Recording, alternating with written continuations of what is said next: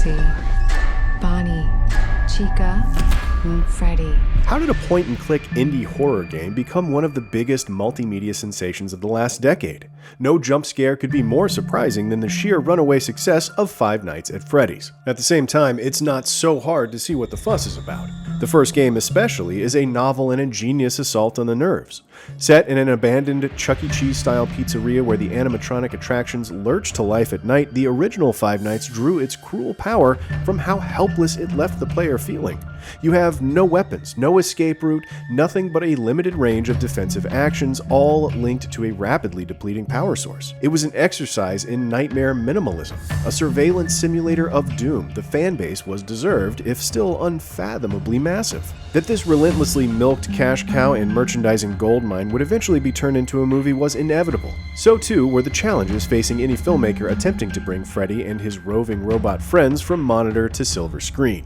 A master of suspense like John Carpenter in his prime could maybe have preserved the single-setting claustrophobia, that sense of being locked in one place as evil approaches from all sides. What we get instead from director and co-writer Emma Tomei, producer Jason Blum, and the game's original creator Scott Cawthon is a Five Nights at Freddy's that's been opened up in multiple respects. None of them agreeable. We searched Freddy's. Hey! They never found the kids. On the Out of viable occupational options after mistaking a bad dad for a kidnapper at the mall, security guard Mike Schmidt reluctantly agrees to work the graveyard shift, watching over the long-shuttered 80s eatery Freddy Fazbear's Pizza.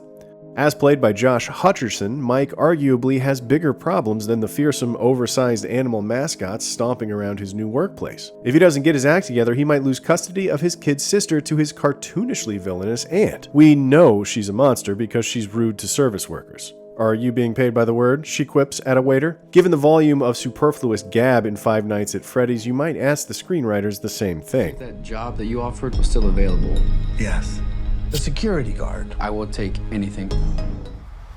As if premature orphanhood weren't enough, Mike is also haunted by the childhood disappearance of his little brother, who was snatched during a day at the park and never seen again. Yes, contemporary horror's obsession with trauma has breached even the colorful walls of Freddy's. Hutcherson's hero spends much more time grappling with his demons and talking to ghosts, figurative and literal, than he does scanning staticky monitors for signs of herky-jerky movement. Who, by the way, invited the therapist to this pizza party?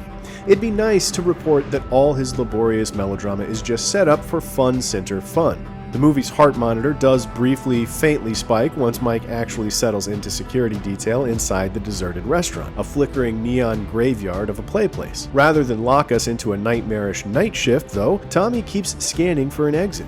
No sooner are we on Freddy's turf than we're back in suburbia, watching Mike fight for custody or entertain a quasi-romance with a local cop, so full of helpful tidbits of backstory that they could have named her Officer Exposition. Some kids went missing. What is this? That's why the place shut down.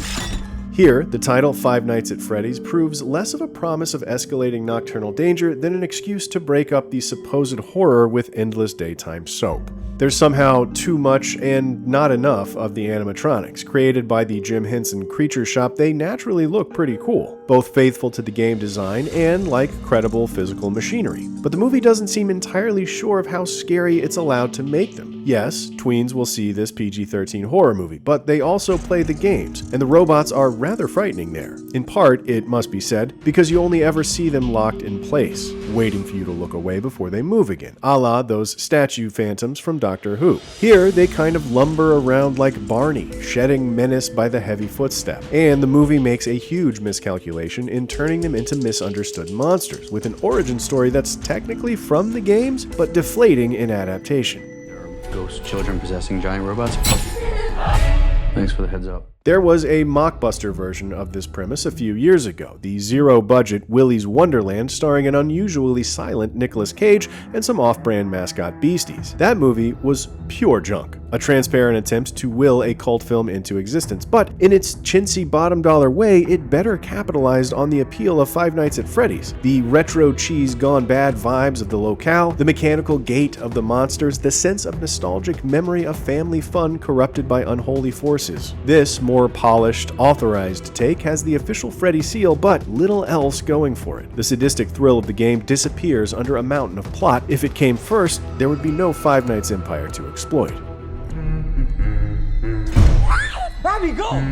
Expanding the game's simple, primal premise with an abundance of character melodrama, at last we learn the tragic backstory of security guard Mike Schmidt. The Five Nights at Freddy's movie labors under the bizarre assumption that the loyal fanbase wants a lot of extraneous plot surrounding the fun center horror. Switch off the monitor, slam the door, or just play the game instead. For more movie reviews, check out what we thought of Mortal Kombat Legends, Cage Match, and The Exorcist Believer. And for everything else, stick with IGN.